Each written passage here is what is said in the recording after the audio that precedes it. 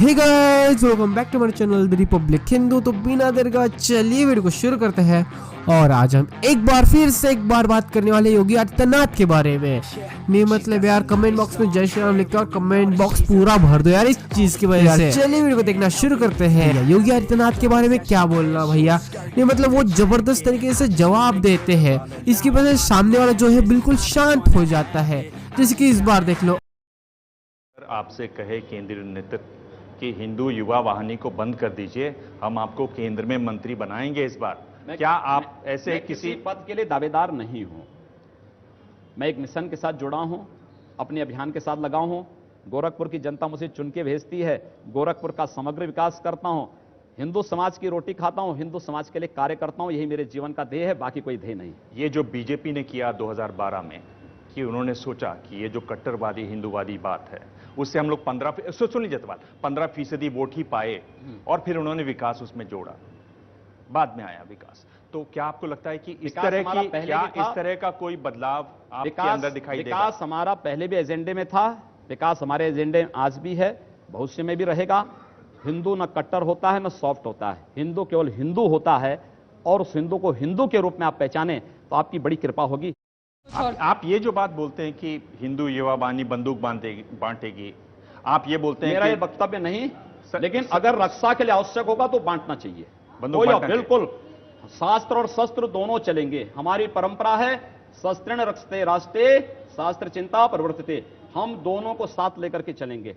एक तो अगर हम विकास की बात करेंगे तो सुरक्षा की बात भी करेंगे, दोनों साथ चलेंगे। तो आप कैसा समाज चाह रहे हैं कि इधर भी बंदूकें हैं उधर भी बंदूकें हैं, गोलियां चलेंगी, लोग मारे जाएंगे? शासन प्रशासन फेल हो जाएगा तो स्वाभाविक रूप से जनता को अपनी रक्षा के लिए स्वयं खड़ा होना चाहिए, और जनता खड़ी हो रही है। ये बात आपके संविधान में किस धारा में लिखी हुई, कहां लिखी? ये संविधान में कहां लिखी गई है कि आप बहुसंख्यक समाज को प्रताड़ित करो, उनका कत्लेआम करो और प्रशासन नपुंसकों की तरह चुपचाप बैठा रहे? ये कहां लिखा गया है? योगी जी, अगर न्याय पाने का अधिकार किसी एक जाति और मजहब को है तो बहुसंख्यक समाज को भी है। देखिए आप नाराज हो गए। नाराज नहीं हो रहा हूं मैं इस बात को कह रहा हूं कि संविधान किसी जाति किसी मजहब को भी छूट नहीं देती है कि उस सरेआम कत्लेआम करें या एक वर्ग विशेष को पलायन करने के लिए मजबूर कर दे।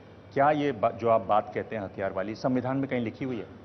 ये मेरा वक्तव्य कहीं है ही नहीं, तो आप अपने तरीके से अपने बात को मेरे मुंह में डाल रहे हैं, तो मैं उसकी बात कहां से कर सकता हूं। लेकिन ये शास्त्र सम्मत है, तो मुझे लगता है कि शास्त्र सम्मत है तो हमें उसका अनुपालन करना चाहिए। ये कहां लिखा हुआ संविधान में? मैं कहता हूं संविधान में ये कहां लिखा गया कि बहुसंख्यक समाज का कत्लेआम करो? ये कहां लिखा गया है? क्या आप कहां लिखा गया है? किसने कहां लिखा है कि कश्मीर से हिंदुओं को पलायन करा दो, कश्मीरी पंडितों को मार डालो? ये संविधान में कहां लिखा गया है? क्या आप एक सवाल का जवाब सवाल से देंगे? आपके पास सीधा जवाब नहीं है। मैं इसीलिए आपके सवाल ही इस प्रकार के हैं कि उस पर सवाल करना आवश्यक हो जाता है। मतलब मेरे सवाल ऐसे हैं कि आप जवाब नहीं दे पा रहे? जवाब नहीं, जवाब के साथ सवाल करना आवश्यक है। तो आप पर यह तो मानते हैं कि संविधान में ऐसा कहीं नहीं लिखा हुआ है जो आप कह रहे हैं? संविधान में यह कहीं नहीं लिखा है। संविधान हर नागरिक को, भारत में किसी नागरिक को जाति मत मजहब या लिंग के आधार पर कोई भेदभाव नहीं करता है। प्रदेश में हुआ है और देश के कई राज्यों में अतीत में यह हुआ है। कहते हैं अगर बीजेपी की सरकार बनेगी तो राम मंदिर बनेगा, एसपी बीएसपी की सरकार आएगी तो करबला कब्रिस्तान बनेगा। क्या आप इतने मुकम्मल कैसे हैं कि एसपी बीएसपी आएगी तो कब्रिस्तान और करबला बनेगा? उन्होंने 14 वर्षों तक यही काम किया है। मैं सुल्तानपुर में गया था, समाजवादी पार्टी के विधायक ने पूरी अपनी विधायक निधि करबला के निर्माण में दे दी है। उन्हें सड़क नहीं, जनता को अन्य बुनियादी सुविधाएं नहीं, करबला का निर्माण महत्वपूर्ण लगा। लेकिन आप गाँव की सड़कों पर जाइए, सड़कें नहीं हैं गांव में। एक सब बिजली की स्थिति, जो अखिलेश यादव कल बोल रहे थे कि हम बिजली दे रहे हैं, उनसे पूछा जाना चाहिए ना कि गांव में बिजली कैसे एक सप्ताह इस गांव में मिलेगी, अगले सप्ताह दूसरे गांव को मिलेगी। ये स्थिति है।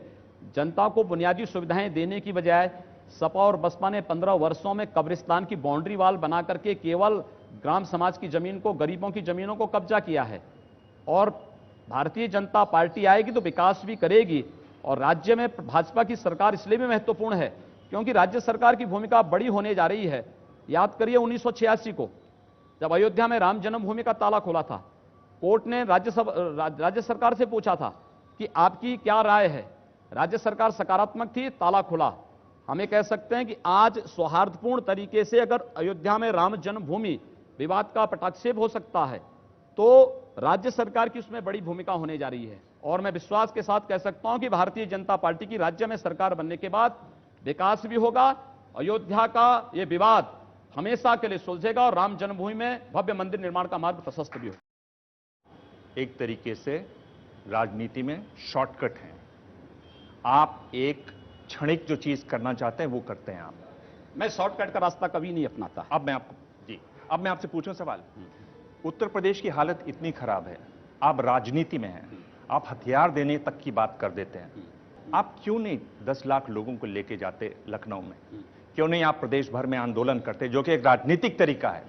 आप आते हैं चुनाव से पहले, चुनाव को हिंदू मुस्लिम गरम करते हैं, थोड़ा उसमें आप अपने डायलॉग लगाते हैं और आप किसी तरह से वोट पाने की कोशिश करते हैं। क्या जो आप करते हैं वो शॉर्टकट नहीं है? आपको लगता है कि मेरे बारे में पूरी जानकारी नहीं है? आपको जानकारी होती तो प्रश्न आप मुझसे नहीं पूछते। मुझसे ज्यादा लोकतांत्रिक तरीके से आंदोलन कोई नहीं करता है। समझ में, महीने में कम से कम 15 दिन तो ऐसे होते होंगे जब मैं सड़कों पर जनता के इश्यू को लेकर के आंदोलन करता हूं और लोकतांत्रिक तरीके से आंदोलन करता हूं, बड़े बड़े आंदोलन करता हूं।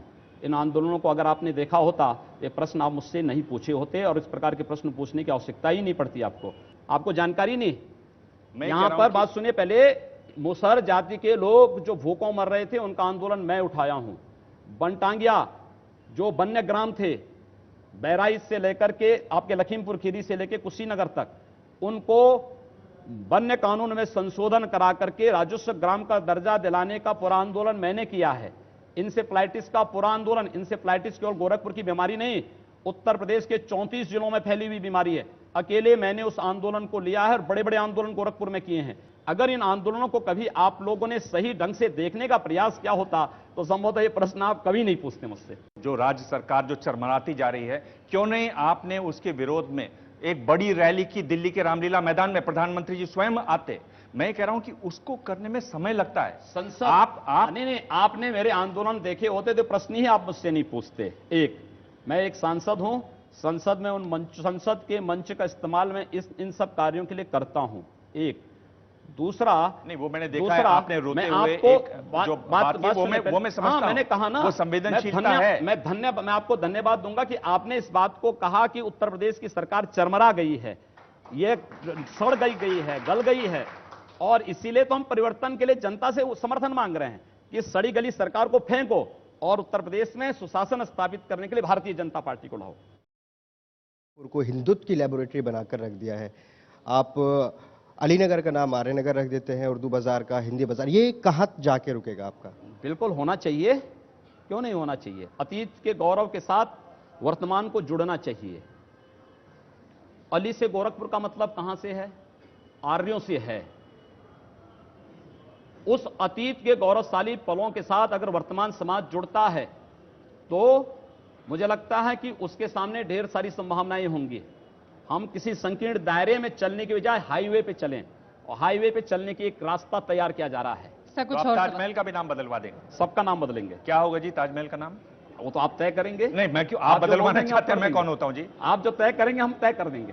नहीं, पर आपने मतलब आप क्या कह रहे हैं कि ताजमहल बदलवाना चाहते हैं नाम पर, नाम नहीं सोचा योगी आदित्यनाथ? मैंने कहा ना, समय आने दीजिए, हर चीज का इंतजार करिए। सारी चीजों में एक बार बोल दूंगा तो फिर अगली बार का कौन सा मसाला मिलेगा आपके पास? अच्छा, आप इस तरह से करते हैं, आप मसाला बचा बचा के चलते हैं। मैंने तो सोचा कि आपके पास बहुत मसाला है। इसीलिए कह रहे हैं ना कि सारी चीजें एक बार बोल देंगे तो अगली बार के लिए भी कुछ रखिए अपने लिए।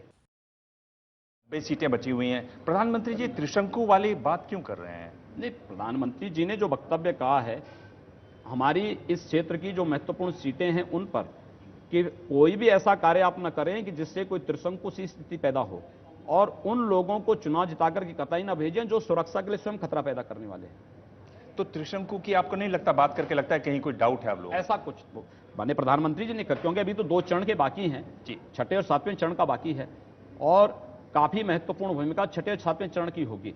और हम विश्वास के साथ कह सकते हैं कि जैसे हमारे पक्ष में 5वें चरण तक लहर बनी है, अच्छी लहर बनी है, 6ठे और 7वें चरण में भी भारतीय जनता पार्टी इतनी सीटें पाएंगी कि पूर्ण बहुमत की सरकार पार्टी की बनेगी।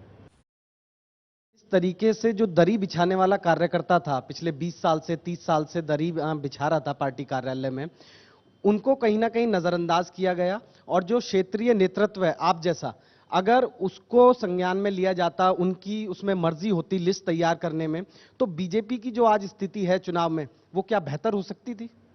देखिए, भारतीय जनता पार्टी की केंद्रीय चुनाव समिति और फिर संसदीय बोर्ड ने जो भी निर्णय किया है, व्यापक सोच समझ करके किया है।